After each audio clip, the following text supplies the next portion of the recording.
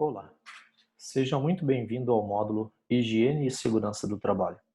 Meu nome é Jefferson Aparecido Dias e serei o seu docente nesta videoaula. Hoje vamos falar sobre o Programa de Controle Médico e Saúde Ocupacional, conhecido pela sigla PCMSO, que consta na Norma Regulamentadora número 7, conhecida como NR7.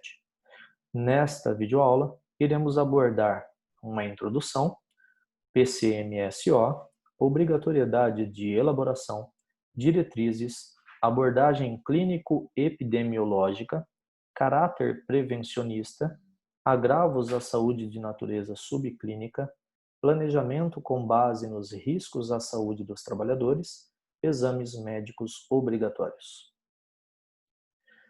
Introdução. A Portaria número 3.214, em 1978, deu origem à norma regulamentadora número 7, estabelecendo como Programa de Controle Médico de Saúde Ocupacional obrigatoriedade de elaboração e implementação do Programa de Controle Médico de Saúde Ocupacional, ou seja, o PCMSO. Passa a ser, então, obrigatório desde 78. Com a intenção de prevenir doenças, evitar epidemias, e ela ocorre através de uma avaliação individual, também conhecida como avaliação clínica, de todos os colaboradores ou trabalhador, e também uma abordagem coletiva, conhecida também como abordagem epidemiológica, que é realizada numa área ou setor. Tem a intenção também de promover a saúde ocupacional. Então, tem-se o conceito. O termo saúde, em relação com o trabalho, abrange não somente a ausência de afecções ou de doenças, mas também os elementos físicos e mentais que afetam a saúde e estão diretamente relacionados com a segurança e higiene do trabalho.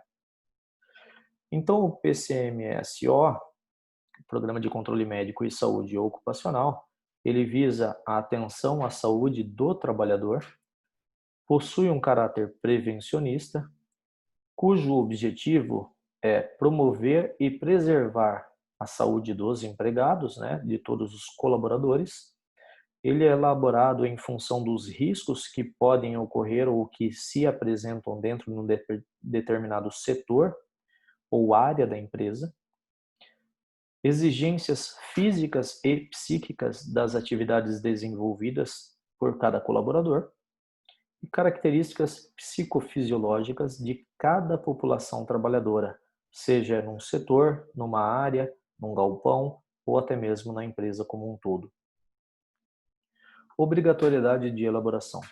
Todos, sem exceção, todos os empregadores e instituições que admitam trabalhadores como empregados através do registro em carteira, ou seja, através da consolidação das leis trabalhistas, devem elaborar e implementar o Programa de Controle Médico e Saúde Ocupacional.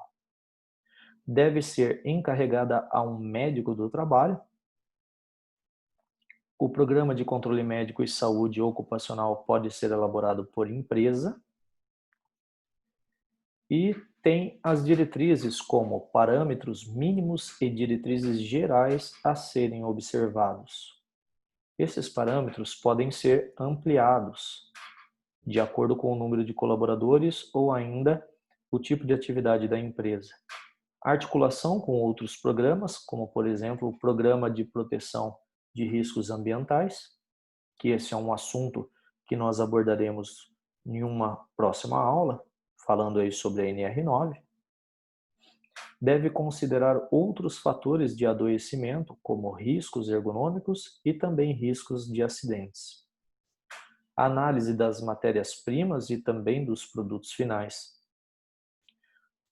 Todas as evidências teóricas e práticas de possibilidade de agravos à saúde dos trabalhadores. Definição de um conjunto de exames clínicos que os trabalhadores devem ser submetidos e, quando submetidos, devem ser realizados à risca. Abordagem clínico-epidemiológica. Deverá considerar as questões incidentes. Deve ser elaborado considerando não somente cada trabalhador individualmente, como a abordagem clínica, mas também a coletividade dos trabalhadores daquele ambiente, daquele setor, daquele departamento, daquela empresa, como a abordagem epidemiológica. O diagnóstico coletivo é tão importante quanto o diagnóstico individual e, juntos, são uma das bases de sustentação do desenvolvimento dos programas de controle médico nas empresas. A abordagem clínica é uma abordagem individual que se caracteriza mediante a avaliação clínica a qual cada trabalhador deve ser submetido. Incluir anamnese ocupacional, ou seja, a falta de memória, ou a perca de memória, e exame físico e mental. Levar em consideração a jornada, o ritmo de trabalho e produtividade, grau de autonomia e controle do trabalhador sobre o modo operatório, mecanismos de controle de metas individuais e etc. Ou seja, tudo pode influenciar na abordagem clínica de acordo com o tipo de trabalho a ser realizado e como ele é realizado pelo colaborador ou conjunto de colaboradores. Abordagem epidemiológica. Objetiva controlar os problemas de saúde em populações, seja num setor, num departamento, num galpão e assim sucessivamente.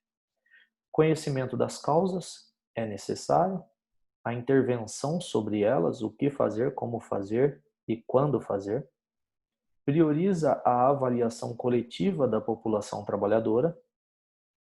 Grupos de exposição similar, ou seja, compara-se grupos que efetuam o mesmo trabalho, seja em troca de turnos, ou ainda entre matriz e filiais, ou ainda entre filiais que executam o mesmo tipo de trabalho, mesmos tipos de operações em mesmo ambientes, ou seja, ambientes semelhantes, que efetuam a mesma operação.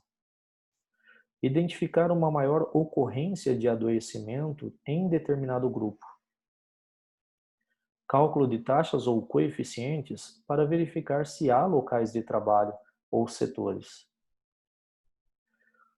Caráter prevencionista.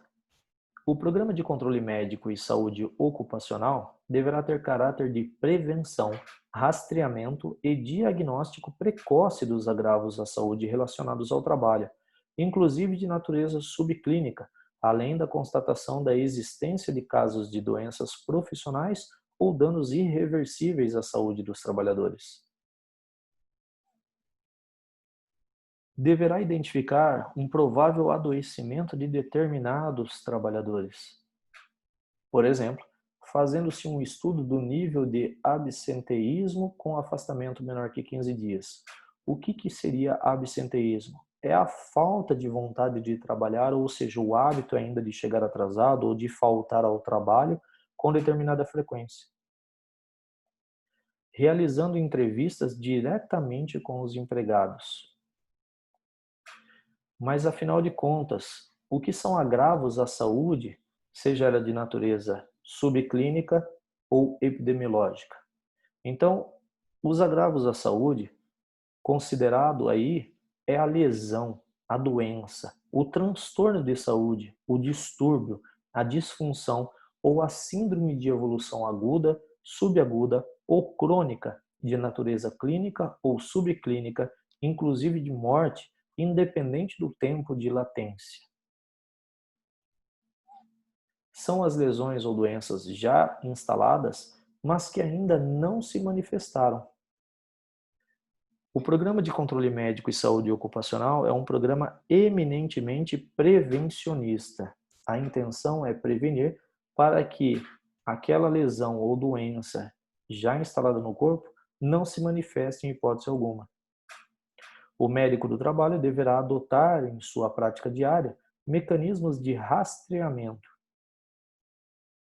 Planejamento com base nos riscos à saúde dos trabalhadores. A identificação dos riscos à saúde dos trabalhadores deve ser o ponto de partida do Programa de Controle Médico e Saúde Ocupacional. O conhecimento da população trabalhadora, a faixa etária predominante, ou seja, um número maior de pessoas que executam aquela mesma função com idades relativamente semelhantes ou próximas, a existência ou não de suscetibilidades específicas entre os trabalhadores, e o estudo do perfil dos casos, dos cargos e ou funções que o colaborador, o trabalhador, executa. Exames médicos obrigatórios. Então, o Programa de Controle Médico e Saúde Ocupacional deve incluir, entre outros, a realização obrigatória dos seguintes exames médicos: o admissional, o periódico, a mudança de função e o retorno ao trabalho, e inclusive o demissional. Então aqui nós temos uma tabela de exames médicos, através de uma lista não exaustiva, onde o admissional, periódico, mudança de função, retorno ao trabalho ou demissional não gera custo nenhum para o empregado. Isso é um gasto que o empregador, o dono da empresa, o empresário, tem que arcar. Então nós temos a realização de uma avaliação clínica, como a amnese, que é a falta de memória ocupacional, o exame físico e mental, e alguns exames complementares, conforme a NR7 e outros a critério do médico coordenador. E esses outros a critério do médico coordenador é de acordo com o tipo de função a ser exercida em determinado ambiente de trabalho. Então, para cada tipo de ambiente de trabalho, esses exames podem ser maiores ou menores, ou seja, o número de exames podem ser maiores ou menores.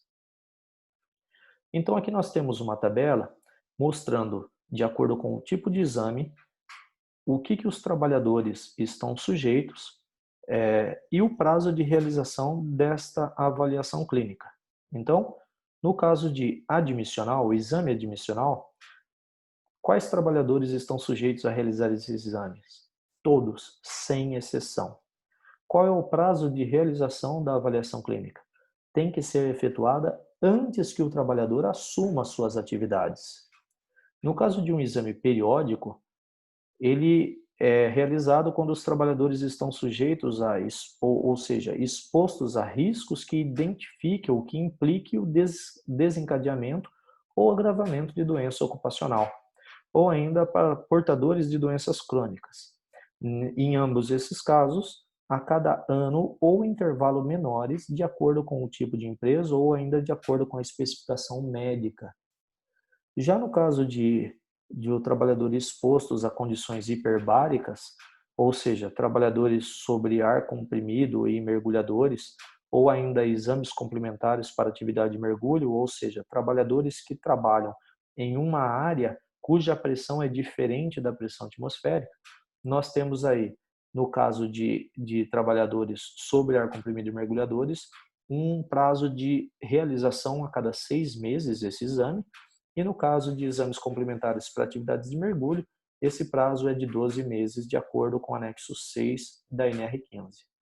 Se porventura for pessoas menores entre 18 e também maiores de 45 anos, então esse exame é feito de forma anual. Já se for trabalhadores entre 18 e 45 anos, como tem aí uma faixa etária muito mais evoluída e uma faixa etária que normalmente a pessoa sempre está em dia, então esse exame é realizado a cada 2 anos. Se for, por exemplo, um exame por mudança de função, o trabalhador é submetido a qualquer alteração de atividade, posto de trabalho ou de setor com exposição a risco diferente daquela que estava exposto antes da mudança. Então, ele deve fazer esse exame antes da data da mudança de função, ou seja, antes que ele assuma a função, ele tem que realizar esse exame médico.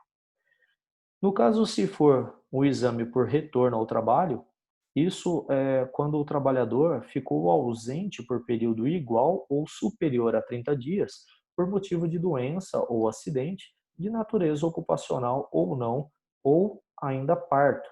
Então, quando ele retorna ao ambiente de trabalho, no primeiro dia em que ele retorna, ele vai direto para a enfermaria ou para o médico, ou aí, se for terceirizado, ele vai para uma agência médica especialista do trabalho para que possa realizar os exames, pegar o atestado e apresentar na empresa para que então possa começar a iniciar sua jornada novamente. E também existe o exame demissional.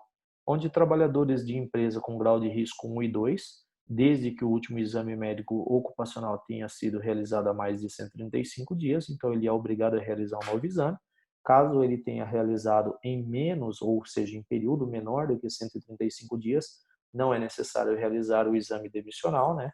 Então isso ocorre até a data da homologação, ou seja, até o último dia de trabalho dele, após receber aí a notificação de demissão, ou ainda para trabalhadores de empresas com grau de risco 3 e 4, desde que o último exame médico ocupacional tenha sido realizado há mais de 90 dias.